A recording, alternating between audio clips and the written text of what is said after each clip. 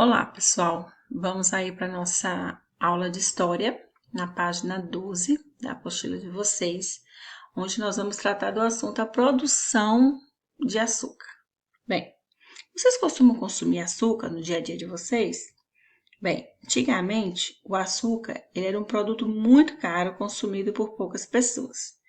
A cana-de-açúcar foi um dos principais produtos cultivados na América Portuguesa e ainda tem importância até hoje. Mas é necessário mantermos uma alimentação saudável, evitando o consumo excessivo de doce e de produtos industrializados que contenham muito açúcar. O açúcar ele era um artigo muito valorizado na Europa no século XVI e XVII. Então, os portugueses decidiram instalar engenhos de produção de açúcar em algumas regiões que hoje fazem parte do Nordeste brasileiro e em São Vicente, no estado de São Paulo. Assim, seria possível que eles pudessem ocupar o território com uma atividade que ia gerar lucro para eles, altos ganhos. Então, o engenho de açúcar ele era composto de casa grande, capela, senzala, moenda e casa de pulgar. A casa grande era o local onde o dono do engenho e a família moravam. A capela era uma pequena igreja onde era realizada as cerimônias católicas. A senzala era o local onde dormiam os escravos, que ficava próximo aos locais de trabalho. A moenda era o equipamento usado para moer a cana e obter o caldo que era cozido até engrossar. E a casa de pulgar era o local onde era realizado o processo de clareamento do açúcar e a retirada das impurezas. Vamos ver em imagens como que era esse engenho. Podemos observar aqui na imagem de um engenho colonial, tá?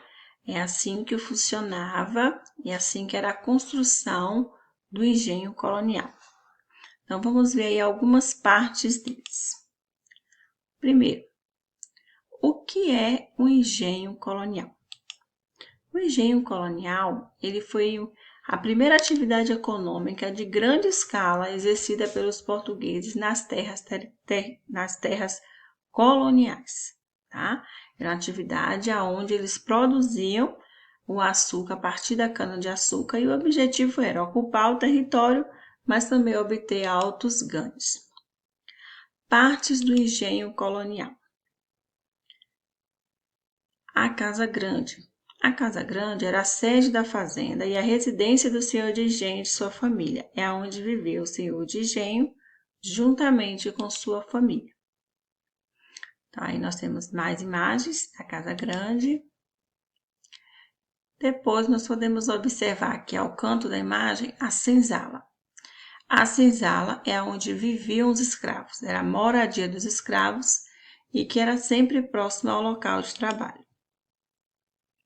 Então, os escravos viviam, eles dormiam nas senzalas, como tem aqui nessa imagem, amontoados, próximos uns dos outros, não eram instalações confortáveis. A cozinha do açúcar, também chamada de casa dos trabalhadores. A casa de pulgar, é aonde a cana de açúcar, ela ia ser cozida até chegar o caldo da cana de açúcar e ele ia ficar nesse local até se tornar um melaço. Tá? Então, até se tornar um melaço, ele ia ficar nesse local na casa de purgar. Aí tem a imagem, dessa casa do trabalhador, dessa cozinha do açúcar. A moenda, que é o local onde a cana-de-açúcar era moída para a extração do caldo. Então, ela ia ser moída para o caldo ser extraído. Então, aqui tem outras imagens de outras moendas. Essa aqui era movida pelos escravos, essa aqui já era movida com carro de boi. E essa aqui já está sendo movida pela água do rio. A capela.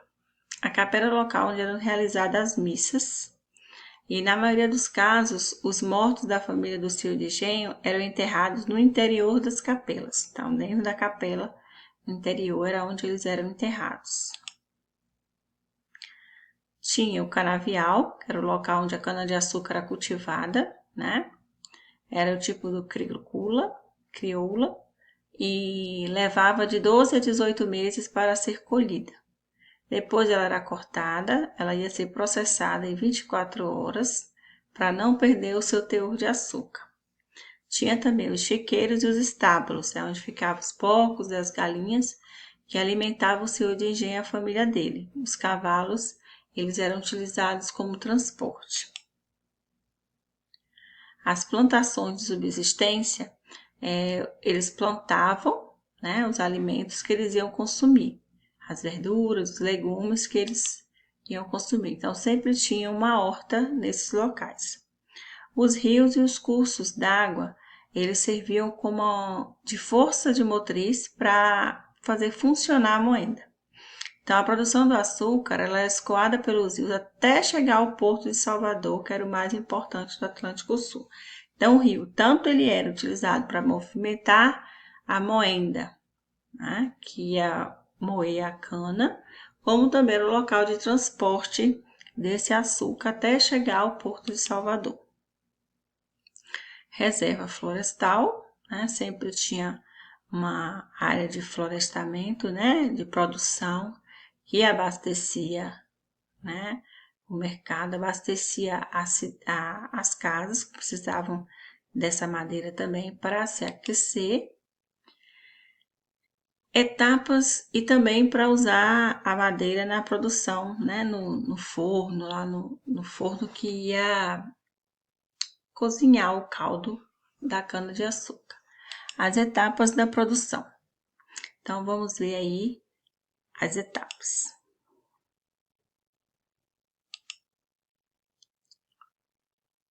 Primeiro, né, a cana-de-açúcar era cortada e transportada até a moenda. O caldo, ele ia ser extraído nas moendas. Então, aqui tem a imagem da extração do caldo. Esse caldo, ele era cozido em tachos de cobre até se tornar um melaço. O melaço, ele ia ser despejado, né, nessas formas de barro, tá? E esse açúcar, ele ia ser depois retirado da forma, ele ia ser batido e ia secar ao sol. Depois que ele fosse seco, tá? Ele era encaixotado e enviado aos portos de onde seguia para diferentes regiões da Europa. Então, aqui tem as andainas, né, que é para encaixar as formas, essa parte aqui de madeira. A perfuração das formas para a drenagem do açúcar. A pulga do açúcar nas andainas. Aqui tem o batimento do açúcar na parte de cima da forma. Aqui tem a aplicação do barro, a aplicação de água no barro, a cristalização do açúcar, a retirada dos pães das formas, né? Chamava pães, mas era o açúcar, a separação do açúcar, né? E depois tinha o batimento do açúcar para ser encaixotado.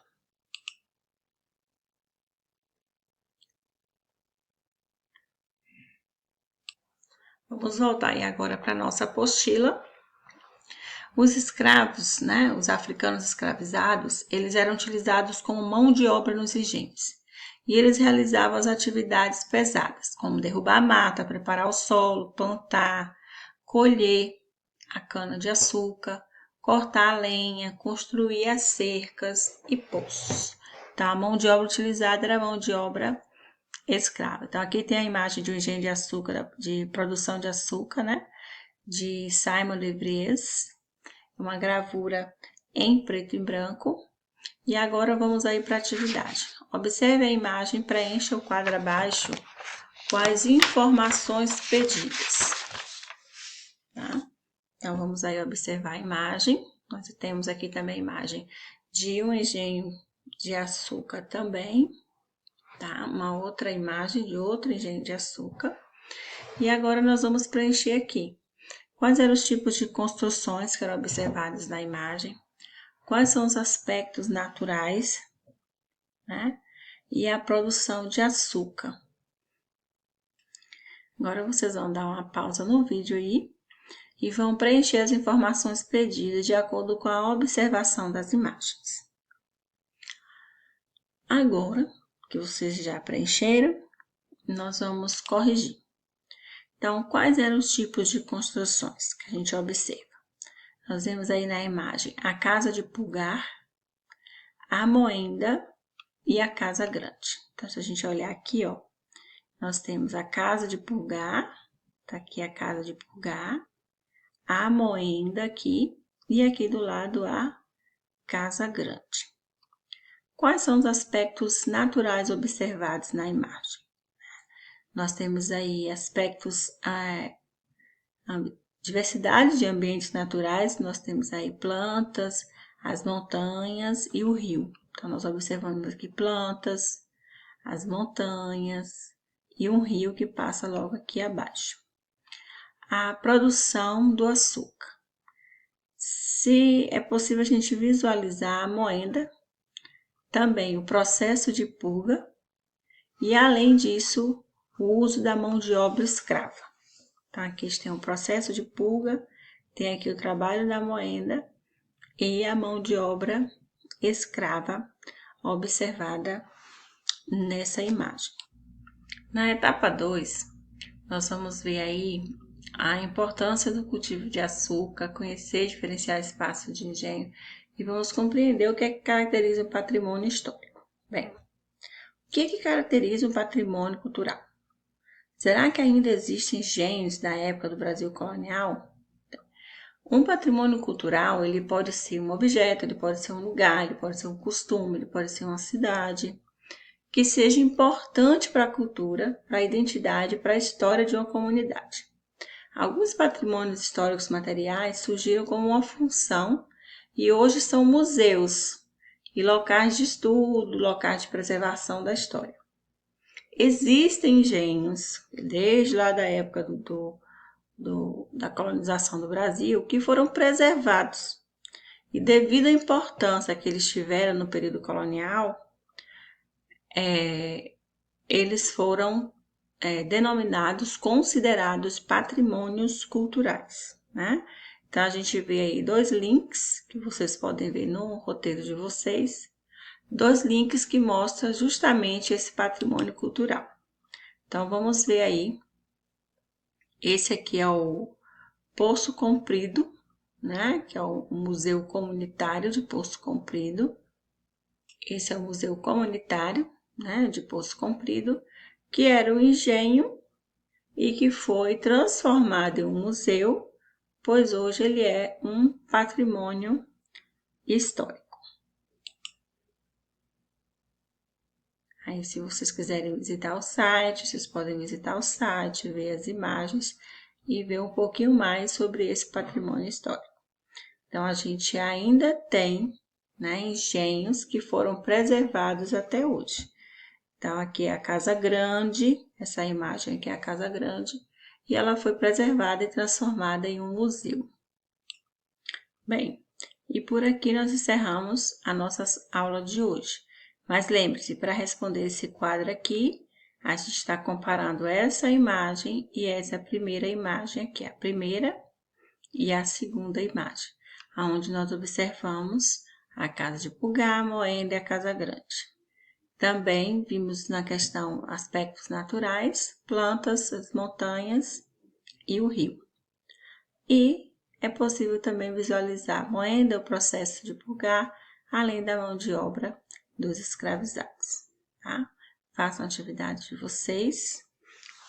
Parabéns por ter finalizado mais uma semana de estudos de história e até a próxima semana na próxima aula de história. Beijinhos. Tchau, tchau.